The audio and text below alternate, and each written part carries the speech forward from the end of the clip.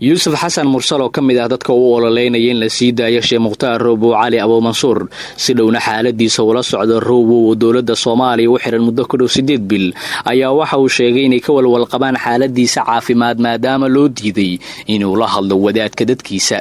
waxa uu sheegay yuusuf xasan xitaa in laga yaabo sheekh mukhtaar roobow ay dowladda si qarsoodiyaha u disho, wuxuuna tilmaamay in haddii ay wax gaaraan sheekh mukhtaar roobow cali abuumansuur ay u haystaan maxamed cabdulaahi farmaajo madaxweynaha Soomaaliya iyo ra'iisul wasaaraha Itoobiya Dr. Abiy Ahmed. yuusuf waxa uu sheegay inay maqlayeen muddooyinkii dambe inay liidata xaaladda wadaadka, mid ka mid ahna xaasaskiisa loo diiday inay aragto. isagoo sii hadlayay ayaa waxa uu sheegay in sheekh mukhtaar roobow aysan ku ogeyn wax xanuun ah, haddii lagu arkana ay mas'uul ka yihiin Abiy Ahmed ra'iisul wasaaraha dalka Itoobiya iyo maxamed cabdulaahi farmaajo.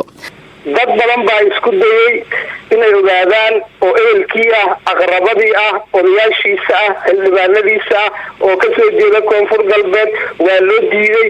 waxaan kuu sheegayaa saaxiib xitaa in mid ka mid ah xaasaskiisa oo caruur u haysa ay magaalada muqdisho ay degan tahay loo diiday inay booqato oo ay aragto ninkeeda. marka wax oo aan mukhtaar roobow caafimaad qab aan ahayn oo aan ku ogeyn ma jiro. keli laga hayana intaas sanaan isnaqaanaa sheekh mukhtaar roobow aan isnaqaanaa weligeyna maxay soo keli laga hay maanan maqal asagoo meel ka xanuunsan ma maqlin.